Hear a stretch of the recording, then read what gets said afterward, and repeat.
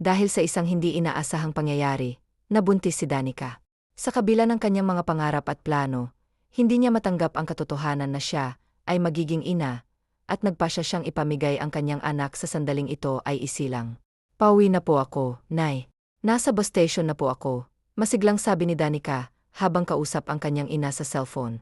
Mag-ingat ka sa biyahe, anak, tugon ng ina ni Danica, puno ng pag-aalala. Opo, maraming salamat po. Sige na ho, ibababa ko na itong tawag. Alis na po kasi ang boss na sasakyan ko, sagot ni Danica, sabik na umuwi. Dahan-dahan nang umusad ang boss, at habang ang mga tanawin ng lungsod ay unti-unting nawala, nakatuon ang kanyang mata sa mga magagandang tanawin sa labas ng bintana. Sa kanyang paglalakbay, napansin niya ang mga mataong kalye at mga tao na abala sa kanilang mga gawain. Huminto ang bus sa isang bus stop, at sumakay doon ang 4 na lalaki. Habang tuluyan nang nakalayo ang bus mula sa Maynila, si Danica ay dinapuan na ng antok. Sa malamig na aircon ng bus, hindi niya mapigilan ang sarili na makatulog. Ngunit nagising siya sa ingay at sigawan sa loob ng bus. Nagmula siya ng mata at nagulat siya nang makita ang mga tao na nakahandusay sa sahig, duguan at tila na sa panganib. Kaagad na dinapuan ng takot si Danica, at ang kanyang katabing lalaki sa upuan ay tila natakot din. Ramdam ng katabi ni Danica ang kanyang takot, dahil siya ay nanginginig. Hinawakan ng lalaki ang kanyang kamay upang pakalmahin siya. Ngunit hindi ito nakatulong. Wow pre, tingnan mo, may magandang chicks dito. Mukhang sariwa pa, nakangising sabi ng isang lalaki na tila walang pakialam sa sitwasyon. Lalo pang nanginig si Danica nang marinig ang mga salitang iyon. Naglakad ang lalaki patungo kay Danica, ngunit hinarang siya ng kanyang katabi. Huwag niyo siyang saktan, girlfriend ko po siya. Matigas na sabi ng lalaki na katabi ni Danica. May boyfriend na pala to, Kung totoong boyfriend ka niya, patunayan mo sa amin na totoo ang sinasabi mo. Seryosong sabi ng isa pang lalaki. Ano hong ibig niyong sabihin? Tanong ng lalaki sa mga tulisan, naguguluhan at natatako. Maniniwala lang kami na girlfriend mo nga siya. Kung dito mismo sa harapan namin ay gagawin niyong ginagawa ng mag-asawa. Pero kung hindi niyo kaya, kami na lang ang gagalaw sa kanya. Ayos ba mga tol? Nakangising sabi ng lalaki, tila naglalaro sa sitwasyon. Si Danica, na nakikinig sa kanilang pinag-usapan, ay tumulo na ang kanyang mga luha. Umiiling-iling siya sa lalaking katabi, ngunit tiningnan lang siya nito ng seryoso, hindi makakilos sa takot. Hindi niya yata to girlfriend O tol, kilos na, tila naiirita na sabi ng isa pang tulisan. Ako na ang mauuna, presente ng parang leader nila. Huwag po, gagawin na po namin basta huwag niyo na lang po siyang galawin. Takot na sabi ng lalaki, habang nakatutok ang 45 na armas ng lalaki sa kanya. Ano pang hinihintay mo? Umpisahan mo na, sabi ng leader ng mga tulisan. Sorry kung gagawin ko to, miss. Ayoko lang na makita kang pinagtutulungan kanila sa harapan ko bago patayin. Nanginginig na sabi ng lalaki kay Danica. Tumulo ang masaganang luha ni Danica, habang unti-unti siyang hinuhubaran ng lalaki sa harapan ng mga tulisan. Tumulo na rin ang luha ng lalaki, habang nakatingin kay Danica, puno ng sakit at awa. Mas gugustuhin niyang siya ang gumalaw sa dalaga, kaysa makita itong pinagtutulungan ng 4 na lalaki. Nagumpisa na ang lalaki sa kanyang ginawa, habang ang mga tulisan ay nagtatawanan. Tila nag-enjoy sa kanilang ginagawang karahasan. Mas lalo pang naiyak si Danica nang tuluyan na siyang kinin ng lalaki. Doble ang sakit na nararamdaman niya sa mga sandaling iyon, sapagkat sa isang iglap, nawala ang puri niya na matagal niyang iniingatan para sa kanyang magiging asawa. Habang nagtatawanan ang mga tulisan, ang lalaki na gumagalaw kay Danica ay napahinto sa kanyang ginagawa at napatitig kay Danica na umiiyak pa rin. Sorry, hindi ko alam. Mahina ngunit sapat na marinig ni Danica ang sinabi ng lalaki. Nakapikit lang si Danica at hindi tumitingin sa lalaking gumagalaw sa kanya. Matapos siyang galawin ng lalaki, saka pa lamang siya pinakawala ng mga tulisan, na tila walang pakialam sa kanyang sakit at pagdurusa. Bumaba ang mga tulisan sa bus, habang ang iba naman ay umiiyak, dahil sa mga kasama nilang binaril. Parang hangin lang si Danica na bumaba sa bus stop, balot ang buong katawan sa takot at pagkabigla. Wala sa sarili, hindi niya namamalayan na nakarating siya sa kanyang ina. Anak, Danica. Diyos ko, anong nangyari sa'yo? Ba't ganyan ang ayos mo? Kinakabahan na tanong ni Aling Sara sa kanyang ana. Nay. Umiiyak na sambit ni Danica. Niray po ako. Niray po ako, humagulgol na siya ng tuluyan. Manghayop po sila, Nay. Manghayop po sila, Halos hindi na makapagsalita si Danica sa sobrang sakit. Umiiyak na niyakap ni Aling Sara ang kanyang anak. Anak ko. Sinong may gawa sa'yo nito, anak ko? Ha? Sabihin mo, ipapakulong natin sila, umiiyak na sabi ni Aling Sara, puno ng pag-aalala. Umiiling-iling lang si Danica. Hindi ko po sila kilala, Nay. Hindi. Humagulgol siya sa pag-iyak, habang yakap siya ng kanyang ina. Sa bahay ng mga Alcantara, nagtataka si Madam Rebecca sa pagiging tahimik ng kanyang anak. Ilang araw na siyang matamlay at palaging nakakulong sa kanyang kwarto. Iho, may problema ba? Sabihin mo sa akin. Ilang araw ka ng ganyan, hindi mo rin ginagalaw ang pagkain mo. Huwag mo namang hayaan na magkasakit ka, Calvin, nag-alalang sabi ni Madam Rebecca sa kanyang anak. Walang imik na tumayo si Calvin at pumunta sa teres ng kanyang kwarto. Ma'am, kung sasabihin ko ba sa'yo ang dahilan kung bakit ako nagkakaganito, maniniwala ka bang ginawa ko lang yun para mailigtas siya? Ayokong makitang pinagtutulungan siya sa harapan ko bago patayin, mahina ang sabi ni Calvin sa kanyang ina. Ano bang pinagsasasabi mo, Calvin? Anong papatayin? Ano ba kasi ang ginawa mo? Tarantang tanong ni Madam Rebecca. Bumalik si Calvin sa kanyang kama at umupo. Sabihin niyo po sa akin kung mali ba ang pinagagagawa ko, matapos kong sabihin sa inyo ang nagawa ko. Nag-umpisa pa lang si Calvin sa kanyang kwento, pero gustong tumulo ang kanyang luha. Ramdam ni Madam Rebecca ang bigat ng dinadala ng kanyang anak. Matapos ikwento ang lahat, napatakip na lamang ng bibig si Madam Rebecca habang nakatingin sa kanyang anak. Ginawa mo yun sa babae, Calvin. Diyos ko, Calvin. Hindi ako yung babaeng yun, pero ramdam ko kung gaano kasakit ang sinapit niya. Tumulo na ang luha ni Rebecca habang nakatingin sa anak na nakayuko. Hindi ko alam, anak, kung anong dapat mong sabihin. Wala akong masasabi. Nakakaawang babaeng iyon. Paano na lang kung may nabuo sa sinapupunan niya? Ano na ang mangyayari sa kanya? Dahil sa sinabi ni Madam Rebecca, nag-angat ng tingin si Calvin sa kanyang ina. Hahanapin ko siya, ma'am. Hahanapin kong babaeng iyon. Pananagutan ko siya kung sakaling may nabuo man sa ginawa ko sa kanya. Seryosong sagot ni Calvin sa kanyang ina. Dahil sa nangyari kay Danica, nagkaroon siya ng trauma. Halos hindi siya makausap ng kanyang ina, at panay ang iyak niya sa maliit niyang silid. Hindi rin siya kumakain. Walang makakalapit sa kanya, maliban sa kanyang ina. Sa tuwing may makikitang lalaki si Danica, mabilis siyang nagtatago. Takot siya sa lalaki, kahit sa kanyang kapatid. Hanggang iyak na lamang ang nagawa ni Aling Sara para sa kanyang anak. Ramdam niya ang sakit na dinaranas nito, ngunit wala siyang magawa kundi damayan ito at intindihin. Sa paglipas ng mga araw, nasa bahay lang si Danica. Halos ayaw niyang lumabas. Kahit anong sabihin ng kanyang ina, parang wala na lang ito sa kanya. Parang nablangko na ang isip niya. Isang buwan ang nakalipas, ngunit kay Calvin, sariwa pa rin sa kanya ang nangyari. Sa tuwing naiisip niya ang mukha ng babae, parang bumabalik ang lahat ng nangyari noong araw na iyon. Kailan mo pa ba ipapahanap ang babaeng iyon, Ana? Isang buwan na ang nakakalipas pero wala ka pa rin ginagawa. Calvin, sermon ni Madam Rebecca sa kanyang anak. Hindi ko alam kung saan ako mag-umpisa, ma'am. Hindi ko alam kung saan siya hahanapin. Alam ko naman ang itsura niya, pero hindi ang pangalan niya, sagot ni Calvin sa kanyang ina. Tandaan mo itong sasabihin ko sa iyo, Calvin. Maraming paraan para makahanap, pero kung ayaw, maraming dahilan. Huwag mong hayaan na maging huli na ang lahat, anak. Lahat ng bagay ay may dahilan at ang nasa taas lang ang nakakaalam ng lahat kung bakit nangyari ito sa inyo. Mahinahong sabi ni Madam Rebecca kay Calvin. Anak, bakit? May masakit ba sa'yo? Sabihin mo sa akin, malumanay na tanong ni Aling Sara sa kanyang anak. Masakit po ang ulo ko, Nay, at nahihilo po ako. Huwag niyo po muna akong istorbuhin, gusto kong matulog, mahinang sabi ni Danica sabay hikab. Tuluyan na nga itong pumikit, habang si Aling Sara ay lihim na kinakabahan sa sinabi ng anak. Gusto niya itong tanungin pa, ngunit hindi niya magawa. Baka kasi bumalik na naman ito sa dati. Ilang araw nang masama ang pakiramdam ni Danica, ngunit binabaliwala lang niya ito. Ang ina naman niya ay nababahala, kinakabahan na baka buntis ang anak niya. Habang nakaupo si Danica sa upuang kawayan, bigla na lang dumilim ang kanyang paningin, at para siyang dinuduyan sa hangin, hanggang sa tuluyan na siyang nawalan ng malay.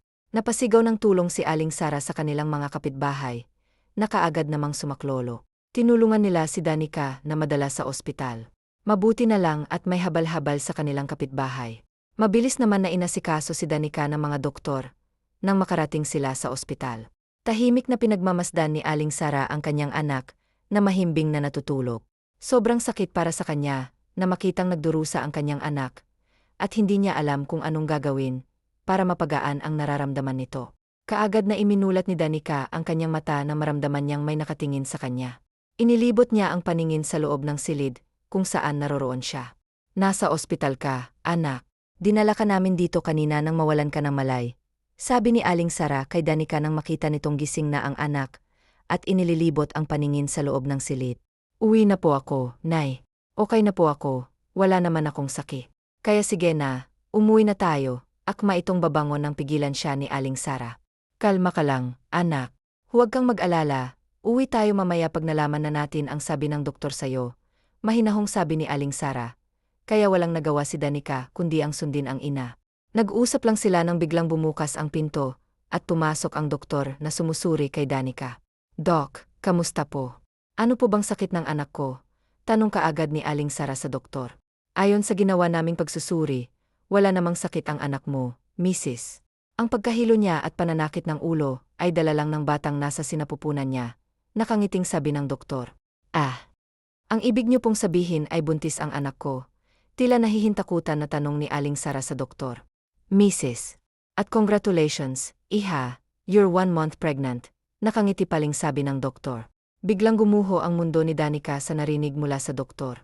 Kahit si Aling Sara ay hindi kaagad nakaimik sa sinabi ng doktor. Pag-uwi nila sa bahay, saka pa lamang pumatak ang mga luha na kanina pang pinipigilan ni Danica. Nay, ayokong magbuntis sa batang ito. Hindi ko po siya matatanggap, Nay. Papatayin ko siya, habang nasa sinapupunan ko pa lang siya. Hindi. Umiiyak na sabi ni Danica.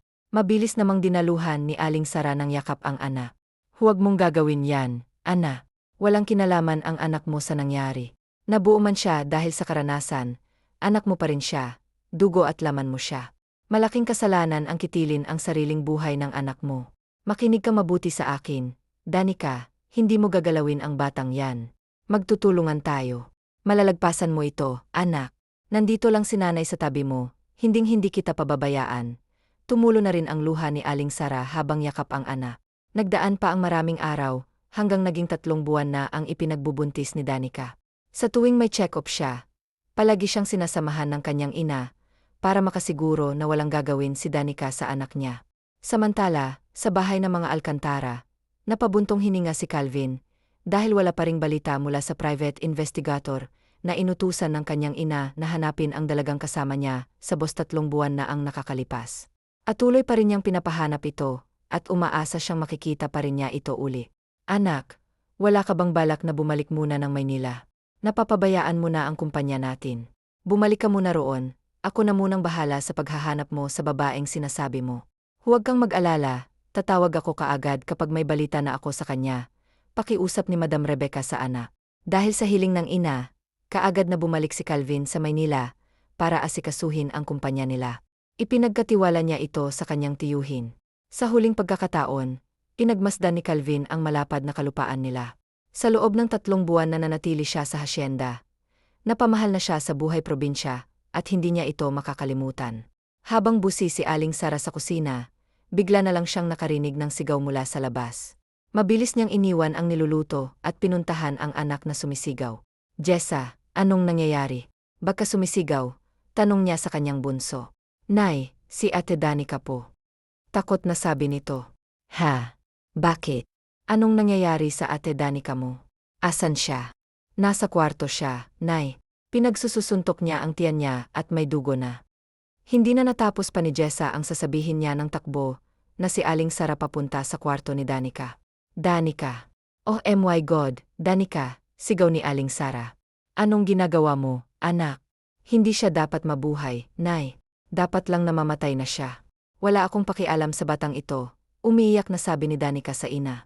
Automatikong dumapo ang kamay ni Aling Sara sa pisngi ni Danica. Parang magising ka na. Kahit ano pang gawin mo diyan, anak mo pa rin siya, Danica. Hindi ka ba naaawa sa sanggol na dinadala mo? Anak mo siya.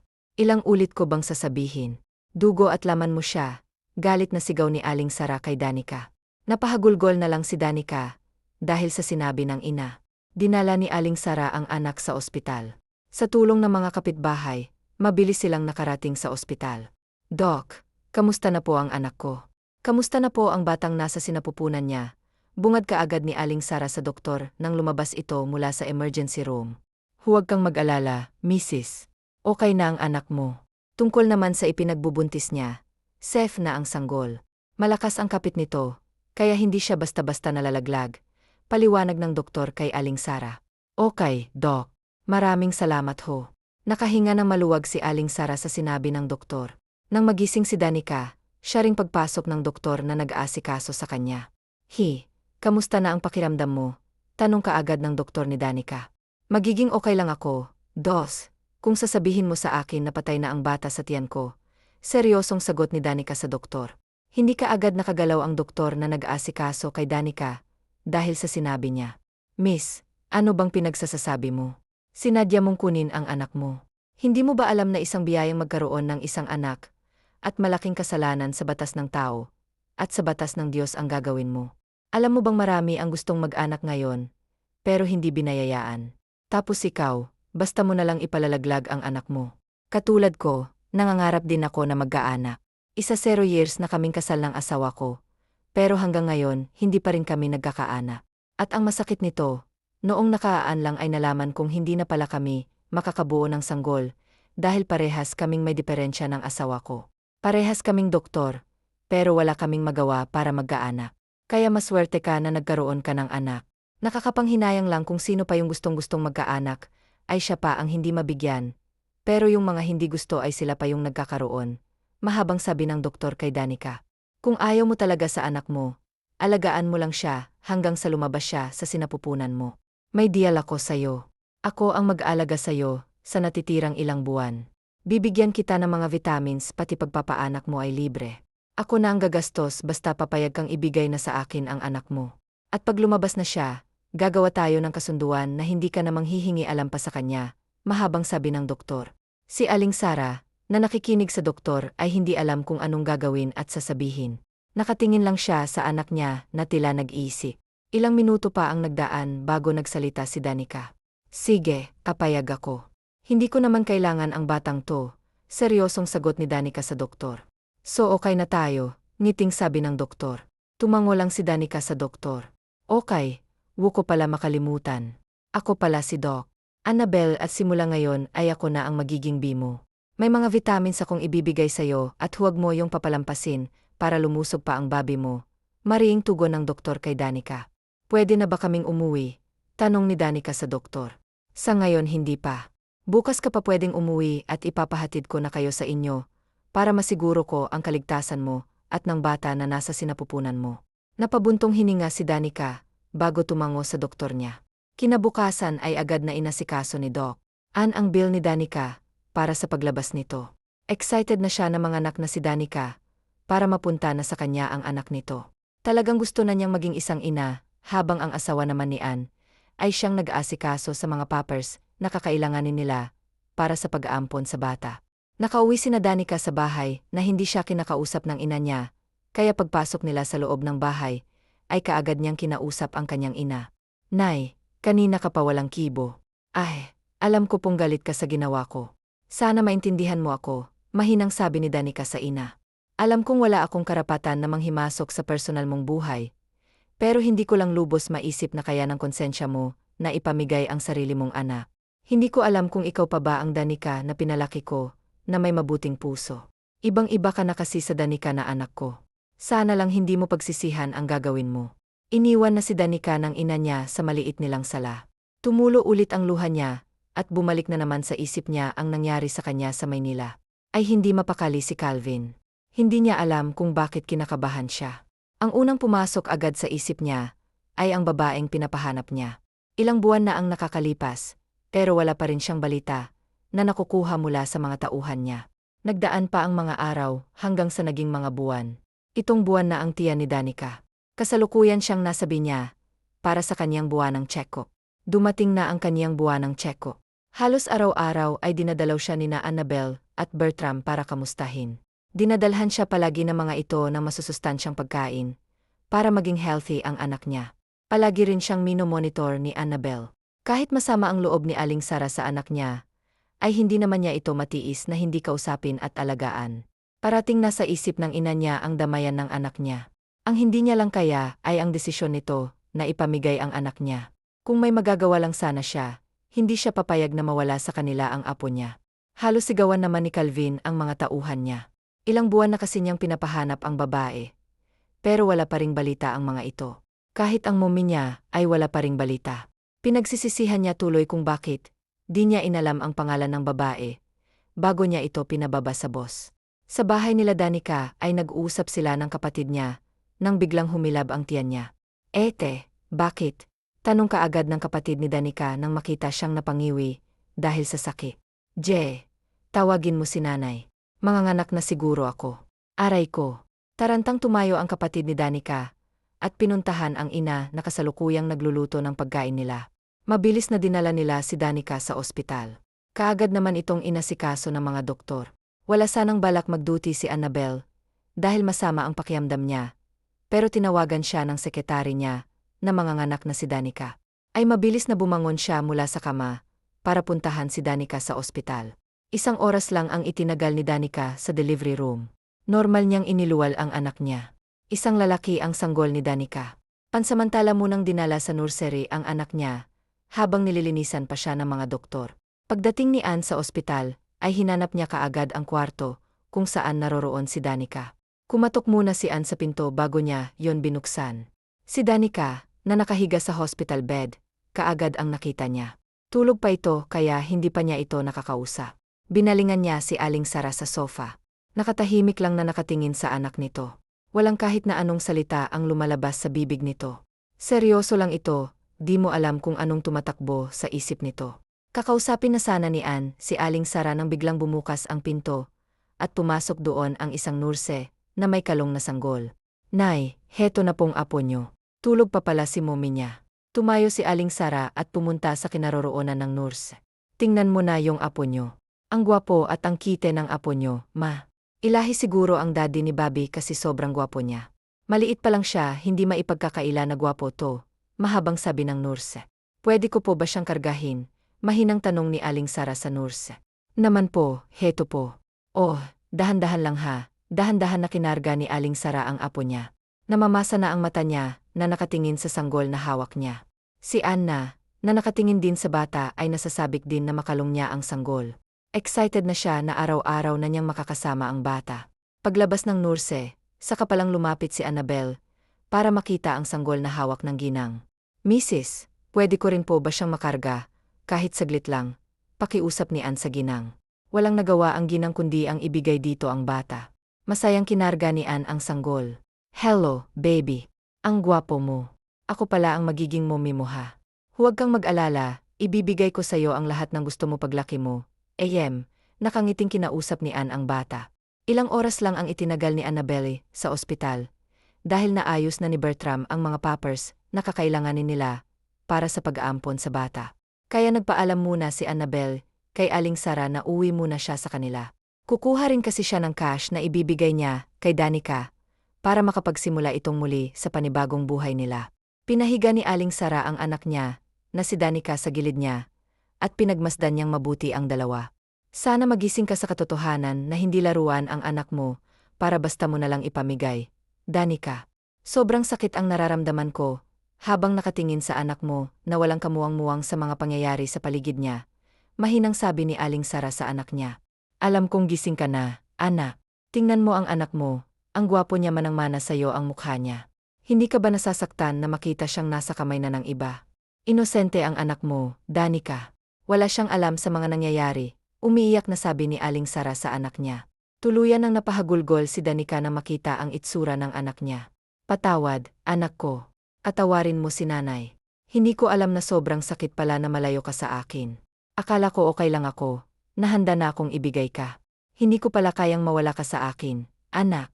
Pipilitin kong kalimutan ang lahat basta huwag ka lang mawala sa paningin ko. Nahihirapang sambit ni Danica habang hinahaplos ang pisngi ng anak niya.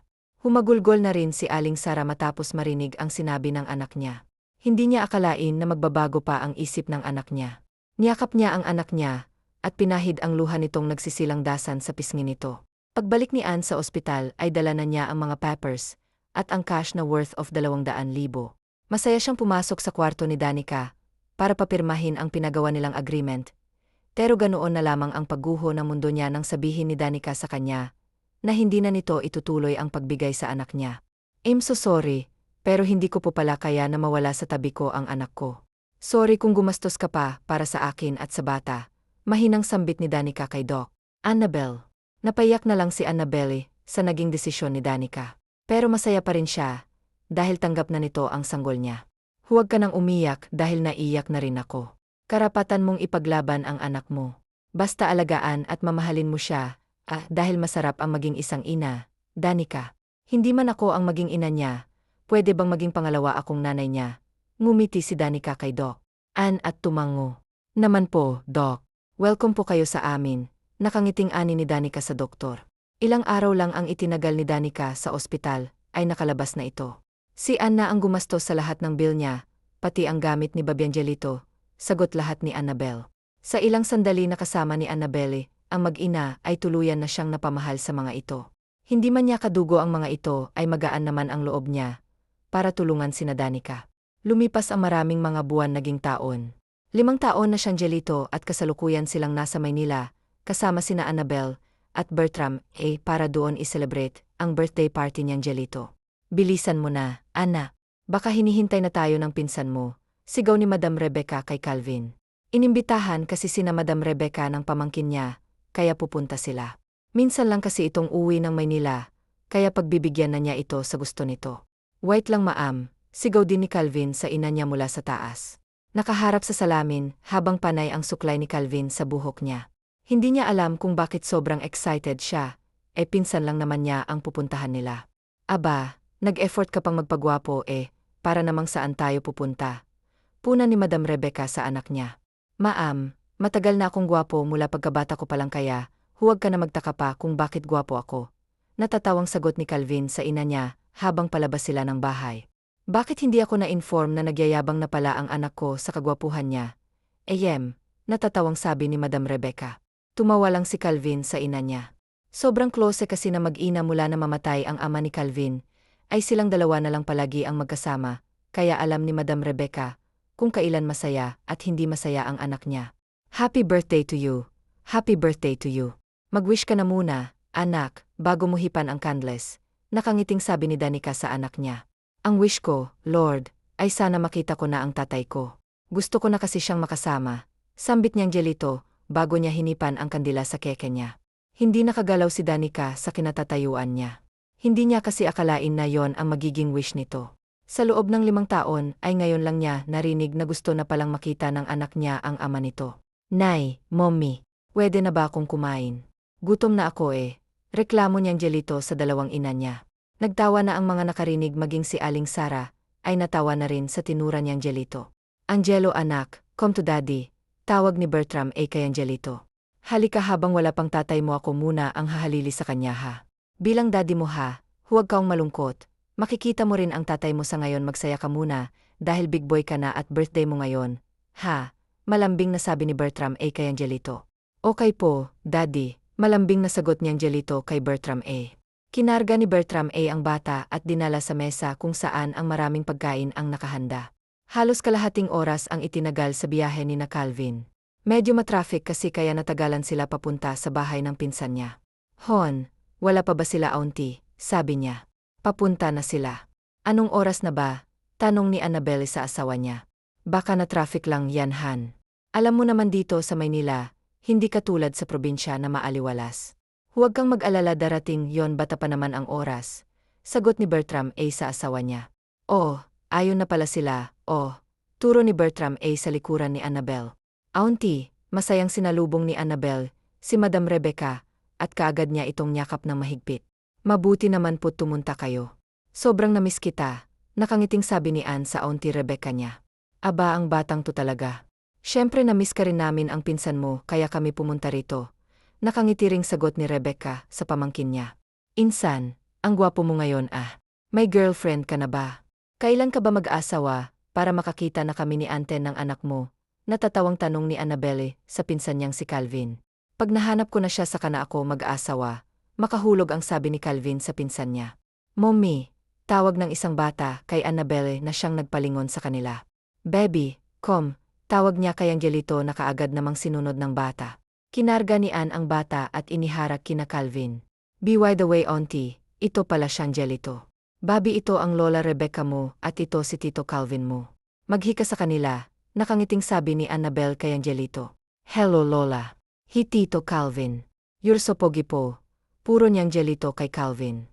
Natawa si Bertram at si Madam Rebecca, pati si Anay natatawa na rin. Kailan ka pa nag-aanak, Annabelle? Ba't di namin alam na may anak na pala kayo ni Kuya Bertram? Tanong ni Calvin sa pinsan. Ano ka ba, hindi namin anak ni Bertram, o inaanak namin siya? Kaya Mommy Daddy ang tawag niya sa amin. Siya pala ang may birthday ngayon, nakangiting sabi ni Annabelle.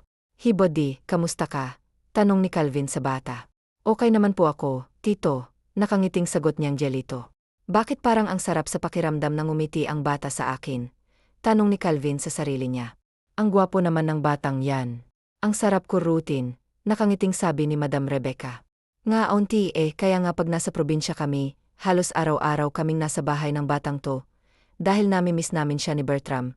Pag hindi namin siya nakikita at sa pamamagitan niya nagkakaroon ako ng chance na maging isang ina, masayang sabi ni Annabelle. Nasan pala ang ina niya? Tanong ulit ni Madam Rebecca. Lumingon si Ann sa likuran niya at itinuro si Danica na busi sa pakikipagtawaran sa hindi kalayuan sa kanila. Halos hindi makagalaw si Calvin sa kinatatayuan niya nang makita niyang babaeng ilang taon na ang nakalipas. Pero hindi mawala-wala sa isip niya ang magandang mukha ng babae at sa loob ng ilang taon ay wala itong pinagbago. What's her name? Wala sa sariling tanong ni Calvin sa pinsan niya. Siya po ang nanay ko, si Nanay Danica po. Si Angelito na ang sumagot kay Calvin. Hindi makapaniwalang tumingin si Calvin kay Angelito. Umbodi, pwede bang magtanong essay? Tila may kung anong bumara sa lalamunan ni Calvin nang magtanong siya sa bata. Naman po. Ano po, yun malambing na sagot ni Angelito kay Calvin. Ang tatay mo, kasama niyo ba siya? I mean, andito rin ba ang tatay mo? Umiling-iling lang si Angelito kay Calvin, kaya kinakabahan na gustong maiyak ni Calvin. Gusto niya makasiguro sa namumuong pagdududa niya, kaya gusto niyang makausap ang babae. Can I talk to her? In private. Seryosong tanong ni Calvin kay Annabelle. Naman. Sige, sa likod na lang ng bahay. Dadalhin ko siya nag-alangan ng sagot ni Annabelle kay Calvin. Kahit nagtataka sa bigla ang pagkain ni Calvin, kay Danica ay pumayag pa rin siya sa pakiusap ng pinsan niya. Ibinigay ni Annabelle si Angelito kay Bertram at saglit na iniwan ang asawa at ang auntie para puntahan si Danica. Nauna nang umalis si Calvin. Sa pinuntahan ni Ann si Danica, may gustong kumausap sayo, bulong ni Ann kay Danica. Ha? Sino? Tanging tanong ni Danica. Basta, sumama ka na sa akin. Huwag kang mag-alala, hindi masamang tao yon, mabait yon, natatawang sabi ni Annabelle. Kita niya kasi ang biglaang pag-iba ng express sa mukha ni Danica. 5 taon na ang nakalipas, pero hindi pa rin nawawala ang phobia ni Danica sa mga lalaki, kaya medyo dinapuan siya ng kaba sa sinabi ni Ann sa kanya. Kahit kinakabahan ay sumama pa rin siya rito, dahil may tiwala naman siya kay Annabelle. Pagdating sa likod ng bahay, ay tahimik na paligid ang bumungad sa kanila. Tanging isang swimming pool at mga nagagandahang mga bulaklak ang makikita mo sa likod ng bahay ni Ann. Alam kong nandito na siya. Huwag kang matakot, kakausapin ka lang naman niya Kaya kayo lang maiwan na muna kita, andun lang kami sa entrance, kung may kailangan ka. Nakangiting sabi ni Annabelle. Tumango lang si Danica, bago siya iniwan nito. Nagpalingalinga si Danica sa paligid nang biglang lumabas si Calvin. Nang makita ni Danica si Calvin, na nasa harapan na niya, ay napatakip siya ng bibig, habang nanlaki ang mga mata na nakatingin kay Calvin. Automatikong tumulo ang luha ni Danica, habang nakatingin sa lalaking nasa harap niya. Bumalik kaagad sa alaala niya ang nangyari sa kanila 5 taon na ang nakakaan. Unti-unting humakbang si Calvin papunta kay Danica, habang si Danica ay panay naman ang atras niya. Gusto niyang tumakbo, pero hindi niya magawa. Nanginginig ang tuhod niya, dahil sa tako. Natatandaan mo pa ba ako, miss? Kasi ako hanggang ngayon hindi ko makalimutan ang mukha mo, kahit ilang taon ang nakakaan. 5 taon kitang hinahanap, pero hindi kita natagpuan. Ngayon nandito ka na sa harapan ko, hindi ko nahayaan pa na mawala ka pa sa tabi ko. Huwag ka nang lumapit sa akin please. Pumiyok na ang boses ni Danica. Pilit ko nang kinakalimutan ang nangyari sa akin. Ayoko nang maalala pa ang lahat, umiiyak na sabi ni Danica. Huwag kang matakot sa akin please. Alam ko namang may kasalanan din ako, Sao. Pero ginawa ko lang yun, para protektahan ka. Para hindi ka nila patayin. Hindi kaya ng konsensya ko na makita kang pagtutulungan ng mga hayop na yun sa harapan ko bago patayin. Please, nakikiusap ako sa'yo, Danica. Nakukonsensya din ako sa ginawa ko, Sao, pero sa tingin mo ba ginusto ko yon? Hindi alam natin pareho na biktima rin ako. Sana mapatawad mo ako sa nagawa ko sa'yo, Danica. Umiyak na sabi ni Alvin. Napaupo na lang sa damuhan si Danica. Dahil hindi niya kayang panginginig ng puhod niya. Patuloy pa rin siyang umiyak, habang si Calvin naman ay nakatayo lang sa harapan niya. Sa di kalayuan sa kinaroroonan nila Calvin, ay naroroon si Madam Rebecca at si Annabel. Lihim silang nakikinig sa pinag-usapan ng dalawa. Nagpahid ng luha si Madam Rebecca sa mata niya. Naiyak din siya habang nakikinig sa dalawa na nag-uusap. Diyos ko, Ann, kung ganon si Danica ang matagal nang pinapahanap ni Calvin, ibig sabihin apo ko siyang Jelito. Umiyak na sabi ni Madam Rebecca. Auntie at pamangkin ko ang batang muntik na sanang patayin ni Danny sa sinapupunan niya. Mahinang sabi ni Annabel. Kaya mas lalong napatakip sa bibig niya si Madam Rebecca. Habang di makapaniwalang nakatingin ito kay Annabel. Anong ibig mong sabihin na mula ng pagkabuntis si Danica, ay kilala mo na siya? Tumango lang si Annabel sa Auntie Rebecca niya. Diyos kong mahabagin, mahinang sambit ni Madam Rebecca. Kausapin mo ako, Danica, please. Mag-usap tayo. Sabihin mo sa akin ang totoo, kung may nabuo ba tayo nung araw na yon. Yung totoo gusto kong malaman. Dahil kung totoong meron, gusto kong magpakasal tayo. Pananagutan kita kayo ng anak natin. Pakiusap ni Calvin kay Danica. Mas lalong humagulgol si Danica dahil sa narinig niya. Hindi madali ang sinasabi mo. Aminin kong may nabuo tayo, pero alam mo bang halos ikamatay ko yon at tinangka ko pang patayin ng bata sa sinapupunan ko. At hindi lang yon, munti ko nang ibigay ang anak ko. Dahil lang sa pangyayaring yon, kaya sabihin mo sa akin kung dapat ba kitang tanggapin sa buhay namin ng anak ko. Balik na tanong ni Danica kay Calvin. Alam kong hindi madali para Sao na tanggapin ang alok ko. Pero sana pag-isipan mong mabuti ang sinasabi ko sa'yo. Pumantay ng upo si Calvin kay Danica at pinahid nito ang luha ni Danica. Patawad kung nagdurusa ka dahil sa akin, pero sana maintindihan mo ako kung bakit ko yun ginawa, Sao. Mahinang ani ni Calvin, habang nakatingin kay Danica na panay ang pahid sa luha niya. Sa ngayon hindi ko masasabing pinapatawad na kita.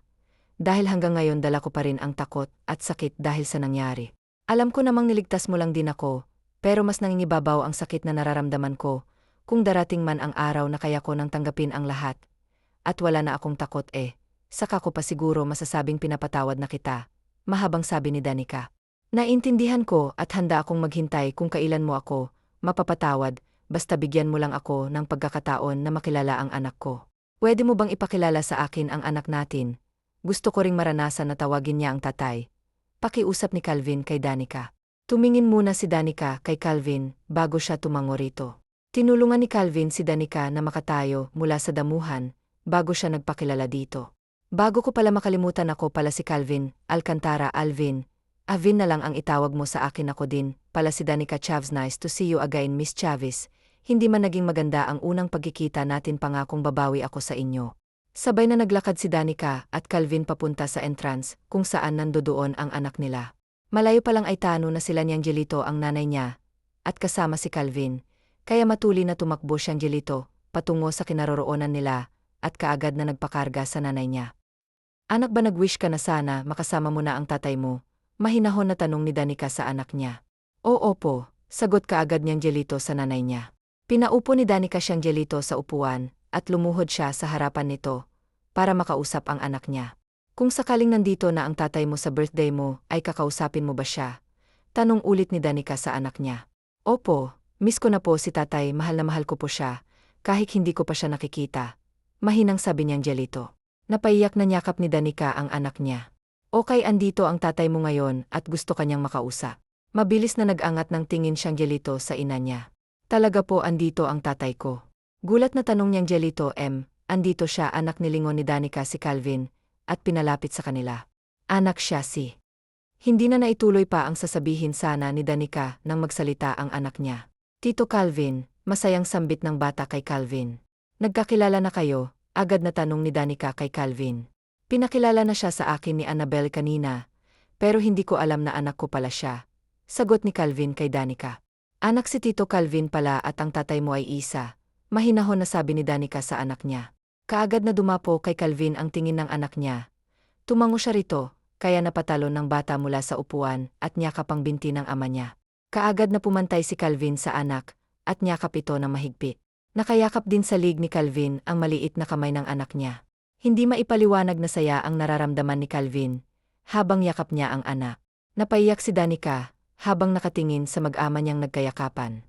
Pumasok kaagad sa isip niya kung ano kayang nangyari kung tuluyan niyang naipalaganap, masaya rin ba siya ang katulad ng nararamdaman niya ngayon. Pinakakilala ni Calvin ang anak niya sa kanyang ina. Halos hindi makapaniwala si Madam Rebecca na may apo na siya sa tagal ng panahon na pinapahanap nila ang dalaga, ay hindi nila akalain na siya lang pala ang magiging daan para magkatagpo muli ang dalawa matapos ang birthday party niyang Jelito sa Maynila. Ilang araw lang ay bumalik na sila Dani sa probinsya nila at kasama na si Calv at Madam Rebecca. Halos araw-araw ay dinadalaw ni Calvin ang mag-ina niya. Walang araw na hindi niya sinusuyo si Danica. Araw-araw siyang nagdadala ng chocolates at bulaklak para dito, kahit ang anak nila ay tumutulong na rin kay Calvin para mapatawad siya ni Danica. Anak, hindi ka ba naawa kay Calvin? Ilang buwan na ba siyang nanunuyo sao para mapatawad mo siya? Tandaan mo pareho kayong biktima ni ng mga panahon na yon, Danica. At kung hindi ginawa ni Calvin yon, sa tingin mo ba nakikita ka pa namin ng mga kapatid mo ngayon? Subukan mong magpatawad para gumaan ang pakiramdam mo. Pakawalan mo na ang masalimuot mong nakaraan at harapin mo ang bukas. Masarap ang mabuhay ng walang kinikimkim na galit, anak, at sama ng loob sa puso. Lagi mong tatandaan ang pagpapatawad ang pinakamasayang salita na maririnig para sa kapwa mo na nagkakasala sa'yo. Pangangaral ni Aling Sara sa anak niya. Dahil sa sinabi ng ina ni Danica ay nagpasya siyang tuluyan ng patawarin si Calvin. Dahil tama naman ang nanay niya siguro, kung hindi yun ginawa ni Calvin, ay wala na siya ngayon sa mundong to, at hindi na sana niya makikita ang masayang ngiti ng anak niya. Really, pinapatawad mo na ako? Hindi makapaniwalang tanong ni Calvin kay Danica. Napag-isip-isip ko kasi na hindi mo naman talaga kasalanan ang lahat, tulad ko, biktima ka rin, kaya pinapatawad na kita. Masayang yakap ni Calvin si Danica, pero agad din siyang napabitaw nang mahina siyang itulak ni Danica. So sorry, nadala lang ako sa sayang nararamdaman ko. Nakangiting sabi ni Calvin. Ngumiti lang din si Danica dito at sabay na silang pumasok sa bahay kung saan nandoon siyang Jelito, kasama ang dalawang lola nito. Masayang naging araw na yon para kay Calvin at Danica. Panay ang kulitan nila hanggang sa nagpasya nang umuwi sina Madam Rebecca. Habang nakaupo sa upuang kawayan si Danica, ay umupo sa tabi niya ang kapatid niyang si Jessa. Ete, kung manliligaw ba si Kuya Calvin sao, ay sasagutin mo ba siya? Tanong ni Jessa kay Danica. Hindi ko alam, pero kung niligaw siya siguro ay darating ang panahon na magugustuhan ko rin siya. Basta sa ngayon, hindi ko muna isipin yan. Bakit mo ba kasi tinatanong yan? Kasi ate, ang sabi ni Kuya matagal ka daw niyang hinanap. Di ibig sabihin may plano siyang manligaw sao? Nakangiting sabi ni Jessa. Sira ka talaga, kung ano-ano na lang pumapasok sa utak mo. Halika na nga, may pasok ka pa bukas. Nagtawanan na magkapatid na pumasok sa bahay nila. Kinabog kasanay, maagang dumating si Calvin sa bahay nila Danica. Halos ayaw na nga nitong umuwi sa bahay nila. Tatay, sigaw kaagad niyang Jelito nang makita ang ama niya, at tumakbo ito papunta sa kanya. He, careful, baka madapa ka. Natatawang saw ni Calvin sa anak niya. Kaagad itong nagpakarga sa kanya at pinupog siya ng halik sa pisngi. Nagtawanan naman sina Aling Sara at Danica. Dahil sa ginawa niyang Jelito, ilang araw lang ang nagdaan na mapatawad ni Danica si Calvin, ay niligawan siya kaagad nito. Dahil hindi pa siya handa niya, ay hindi muna niya ito sinasagot. Pero dahil matyaga si Calvin, ay nakamit din niya ang matamis na ni Danica sa kanya. Hindi lang niya niligawan ang babae dahil sa anak nila, kundi dahil gusto talaga niya ito mula na makasabay niya ito sa bus. Unang kita pa lang niya rito, ay may paghanga na siya sa dalaga, kaya siguro, hindi niya hinaya na mahawakan si Danica ng iba. Sa ngayon, ay masaya na sila bilang mag-boyfriend at girlfriend at nagkasundo na magpakasal kapag handa na si Danica. Dumaan man sa matinding pagsubok si Danica at Calvin, hindi naman yun naging hadlang para hindi sila maging masaya. Ang pagsubok na naranasan nila ang dahilan kung bakit naging matagumpay ang naging buhay nila ngayon. Kung may natutunan man si Dani sa nangyari sa kanya yon, ay huwag kang ng pag-asa at huwag mong kitlin ang isang buhay na wala namang kinalaman sa kung anuman ang nangyari. Sa lahat tayo ay dumadaan sa pagsubok. Pero ayon nga sa kasabihan, habang may buhay ay may pag-asa, kaya manalig ka lang at magtiwala sa nasa itaas. TNNANET Danica, Aling Sara, Calvin Alcantara, Madam Rebecca, Angelito, Annabel, Bertram, Jessa.